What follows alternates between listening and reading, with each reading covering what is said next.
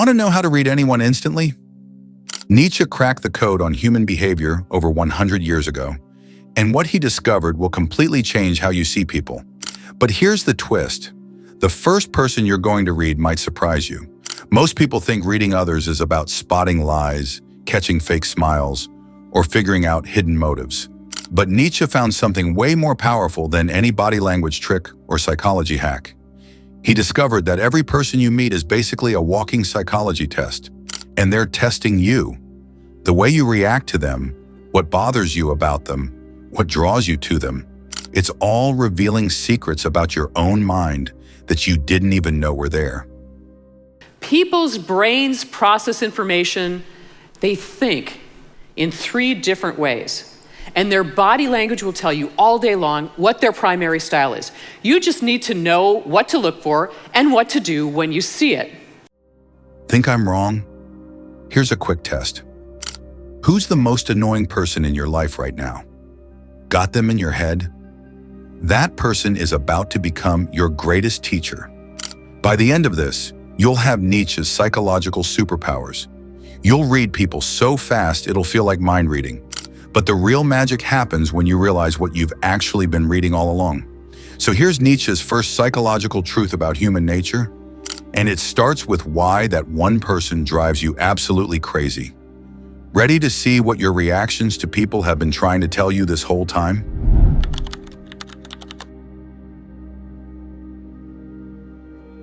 Here's what Nietzsche figured out that most people never will. You don't actually see other people. You see yourself.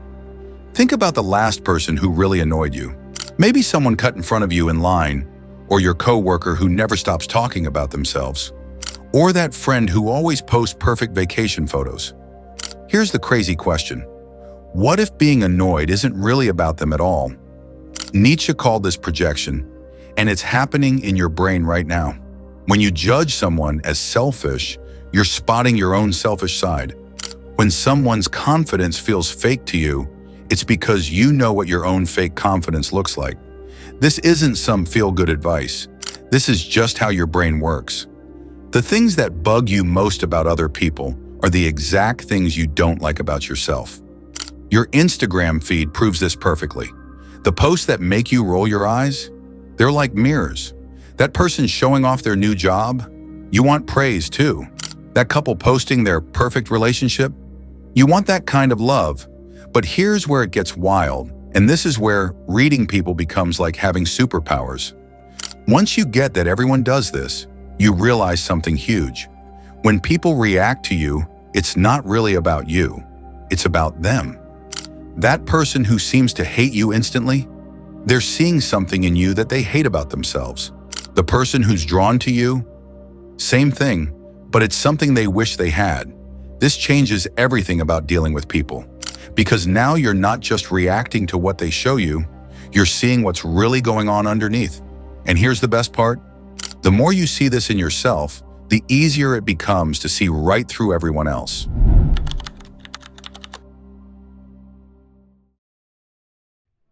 So you're starting to see those mirrors everywhere, right?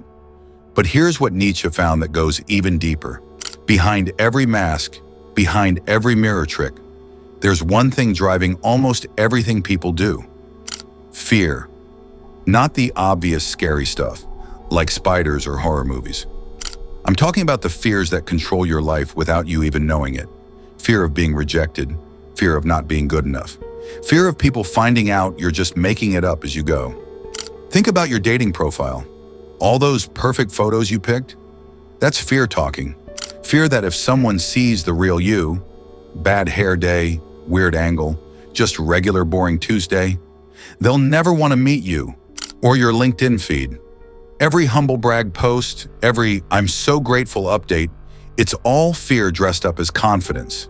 Fear that if you don't keep proving how awesome you are, everyone will forget you exist. Here's what'll blow your mind. Even the most confident person you know is scared of something. That boss who acts like they know everything, they're probably scared they're not smart enough. That friend who seems perfect, they're scared of losing control. Nietzsche noticed this everywhere. People's biggest opinions, their loudest fights, their toughest acts, they're usually hiding their biggest fears. The person who calls everyone else weak is usually hiding their feeling of powerlessness inside. But here's where it gets crazy. These fears don't just pop up randomly. They start when you're a kid. Maybe you got yelled at for being too loud, so now you're scared to speak up. Maybe nobody helped when you were upset, so now you're scared of needing anyone. Your brain took those hits and said, never again. So it built these invisible shields, these automatic ways to protect you. The problem? You're still hiding from stuff that can't hurt you anymore. That's why dating apps feel awful. That's why job interviews make you want to throw up. That's why posting anything feels like everyone's judging your entire life. That scared little kid inside you is still trying to keep you safe from a world that hurt them. But once you see this, once you get that everyone is just a scared kid wearing an adult mask, something amazing happens. You stop taking things personally because you know they're not really mad at you. They're just reacting to their own old hurts. That person who cuts you off in traffic, they're not a monster. They're probably just scared of being late, of letting someone down, of not being good enough. That coworker who takes credit for your work, they're terrified of being invisible, of not mattering. Fear is like a puppeteer controlling everyone. And here's the cool part. Once you see the strings, the whole show stops being scary. It just becomes human.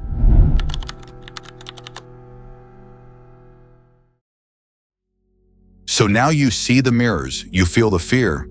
But here's where Nietzsche's insight gets crazy. We've all become actors, and we don't even know we're on a stage. Think about it. You wake up and immediately start acting. You check your phone and see everyone else's perfect posts. Then you put on your own little show for the day. The "I'm doing great" text to your mom. The "best day ever" Instagram story. The "everything's awesome" energy you bring to your video calls. But here's what Nietzsche saw that most people miss. None of this is really you.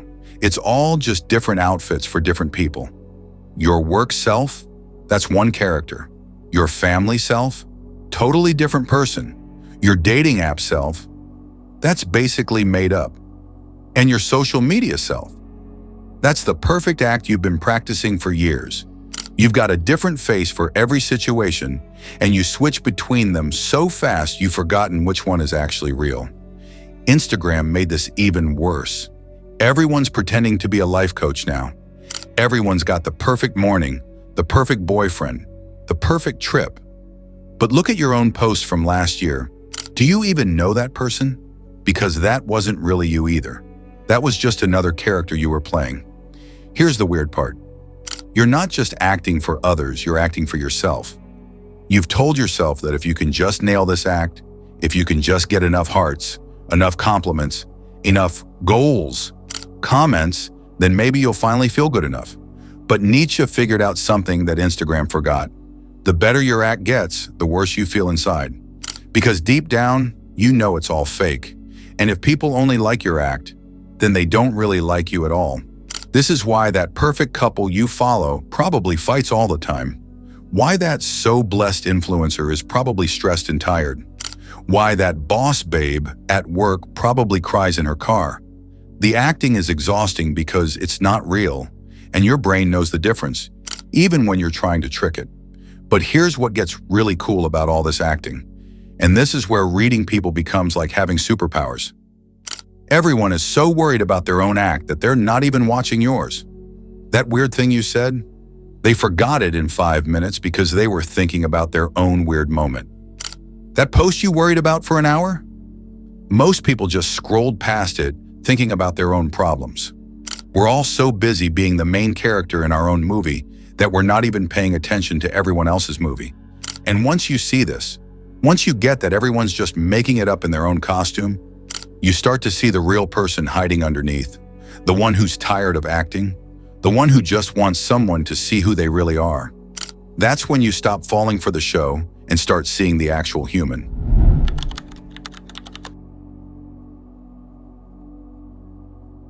Okay, so everyone's acting, everyone's scared, everyone's looking in mirrors, but here's where Nietzsche figured out something huge. The real talk is never happening with words. Think about the last time someone said, "I'm fine," but you knew they weren't. How did you know? Their voice sounded weird. Their body looked stiff. Their eyes looked sad. The truth was all over their face, just not coming out of their mouth. This is the secret language that most people totally miss. While you're listening to what someone says, Nietzsche would be watching what they don't say. The tiny pause before they answer, the way they cross their arms, how their smile looks fake.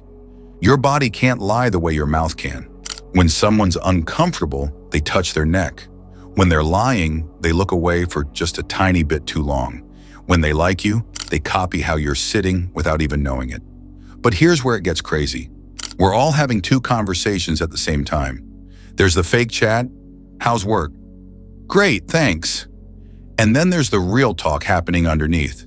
The one that says, "I'm actually having a terrible time, but I can't say that because I need you to think I'm doing okay." Texting made this even weirder. You send "sounds good," but what you really mean is, "I'm mad, but I don't want to fight." They text back just "K," and suddenly you're freaking out about whether that period means they're mad at you. The shorter the text, the bigger the feelings. Those one-word answers? That's someone yelling without making any sound. Here's what Nietzsche figured out that nobody tells you. People show you who they are all the time, just not with their words. That friend who's always so busy, but somehow has time for everyone except you, they're showing you where you fit in their life. That person you're dating who keeps looking at their phone, they're telling you you're boring. But the cool part is when you start seeing this everywhere. The boss who says your work is fine while barely looking at it, they're really telling you they don't care about what you did. The person who laughs way too loud at every joke, they're screaming, "Please think I'm fun." Everyone's showing their real feelings all day long. Most people just aren't paying attention. Think about your own silent stuff. When you're nervous, what do you do with your hands? When you're bored, where do you look? When you like someone, how does your voice sound different? You're sending signals all day long, and you probably don't even know it. The weird thing is, once you start paying attention to this silent language, you realize most fights aren't about what people are saying. They're about what they're not saying. The real fight is always happening under the words. She says, "You never help with dishes," but what she means is, "I don't feel like you care about me." He says, "I do help," but what he means is, "I feel like you're attacking me." The words are just the outfit. The real message is in the quiet parts. And here's what changes everything.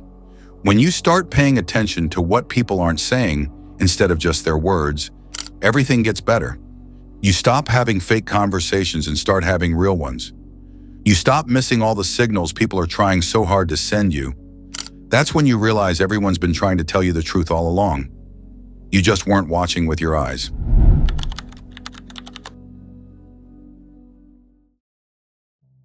So you're starting to see the mirrors, feel the fear, spot the acting, and read the silent signals.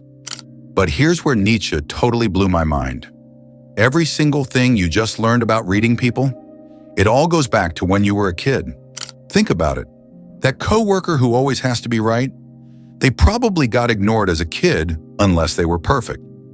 That friend who freaks out when anyone says anything negative, they probably got yelled at so much that their brain learned, any criticism means I'm in trouble. Your childhood basically wrote the rules for how you'd act as a grown-up. And here's the crazy part. You're still following those same rules, even though you're not 7 years old anymore. Let me tell you a story. Little Sarah learns that when she's too much, too loud, too excited, too anything, people get mad and leave. So what does grown-up Sarah do? She makes herself tiny. She says sorry for everything. She asks, "Is that okay?" after every single thing she says. That's not Sarah being nice. That's a scared kid trying not to get left behind again. Or think about Jake, who learned that asking for help meant getting called a baby and told to figure it out himself.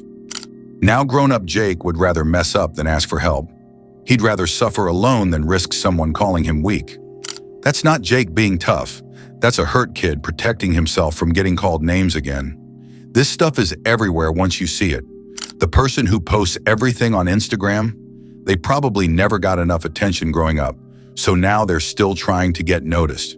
The person who disappears instead of talking about problems, they probably saw their parents fight all the time, so their brain learned that fighting equals bad stuff happening. We're all just walking around with our kid's survival kit, using the same tricks we learned when we were little. But here's where it gets really weird. Those kid strategies actually worked back then. If being perfect kept you safe, then being perfect made sense. If staying quiet helped you not get hurt, then staying quiet was smart. The problem is, your brain never figured out that you're not in danger anymore. So you're still protecting yourself from stuff that can't hurt you now. You're still trying not to upset people who can't actually do anything to you. You're still scared of things that happened 20 years ago. And everyone else? They're doing the exact same thing. That person who acts so cool and confident, they're probably just really good at hiding how scared they still are of not being good enough. This changes everything about how you see what people do. When someone gets mad over tiny stuff, you're not seeing a grown-up having a normal reaction. You're seeing a kid who learned that being wrong meant getting in trouble. When someone can't say no to anything, you're seeing a kid who learned that making people sad meant losing their love. Every annoying thing, every weird habit, everything that bugs you about people, it's all just kid tricks that don't work anymore, but they keep using them anyway. The cool part? Once you see this in other people, you start seeing it in yourself. You realize that voice in your head that says you're not good enough? That's not really you. That's just a scared kid who learned to expect bad things. That need to check your phone every 2 seconds? That's not you being addicted to your phone. That's probably a kid who never felt like people cared enough. So now you're always looking for proof that people still like you. Your weirdest habits suddenly make total sense when you realize they're just old ways of protecting yourself that you don't need anymore. And here's the most amazing part. When you start seeing everyone as just grown-up kids doing their best with messed up rules, something awesome happens. You stop taking what they do personally. You stop getting mad at how they protect themselves. You start seeing their hurt instead of their mask. That's when reading people stops being about judging them and starts being about understanding them.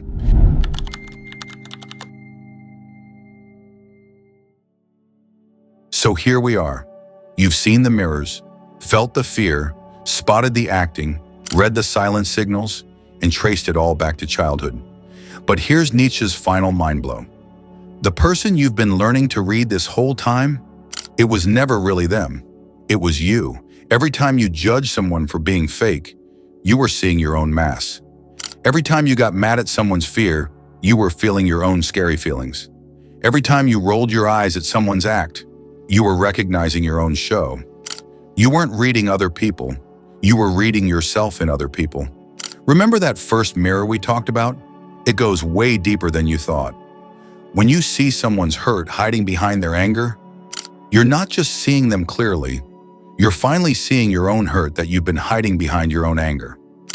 When you get that everyone's just a scared kid in a grown-up outfit, you're not just understanding them. You're finally understanding the scared kid inside you that's been in charge this whole time. This is why Nietzsche's stuff is so crazy powerful. It doesn't just help you read other people. It makes you read yourself. And once you see yourself clearly, once you see your own fears, your own masks, your own kid tricks, something amazing happens. You stop needing to judge other people because you're not being mean to yourself anymore. You realize that person who always needs attention isn't annoying. They're just like you, trying to feel good enough. That person who can't admit they messed up isn't stubborn. They're just like you, protecting themselves from feeling dumb. Everyone becomes a mirror showing you different parts of yourself. And instead of getting mad at the mirror, you start feeling sorry for what you see. This is where reading people becomes something totally different.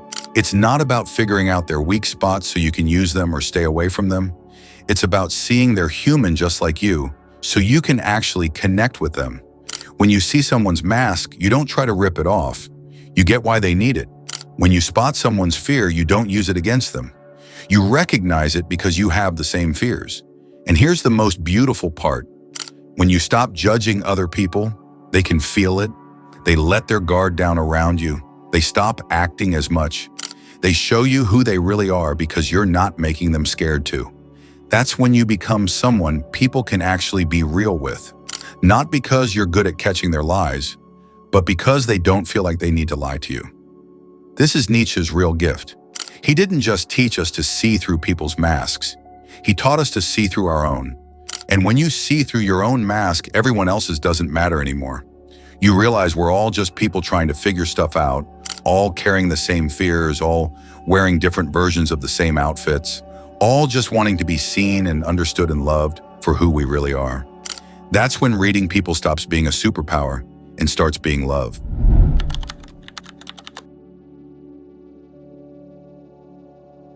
So here we are, back where we started. Remember when I promised to teach you how to read anyone instantly? Well, I kept that promise. But the person you learned to read wasn't them. It was you. Every chapter, every insight, every aha moment about other people was actually your mind teaching you about yourself. Those mirrors Nietzsche showed you? They weren't reflecting other people. They were reflecting you. And now that you can see yourself clearly, everyone else becomes crystal clear too. You asked who you've really been looking at this whole time. Now you know you've been looking at yourself all along, and that's exactly who you needed to see. This changes everything about how you move through the world. You'll never get triggered the same way again because you'll know what it's really telling you about yourself. You'll never judge someone the same way because you'll see they're just like you, scared, trying, doing their best with what they learned as kids. Every difficult person becomes a teacher. Every annoying behavior becomes a clue. Every relationship becomes a chance to understand yourself deeper. So here's a question that only makes sense now that you've completed this journey. If everyone who's ever bothered you was just showing you a part of yourself that needed healing, what does that say about the people you're drawn to? Think about that for a second. What patterns are you finally ready to see? If this journey opened your eyes to how deep these patterns go, you're ready for what comes next. Subscribe to join thousands of people who are learning to see themselves clearly through the mirror of human behavior. Because once you learn to read yourself, you can read anyone, instantly.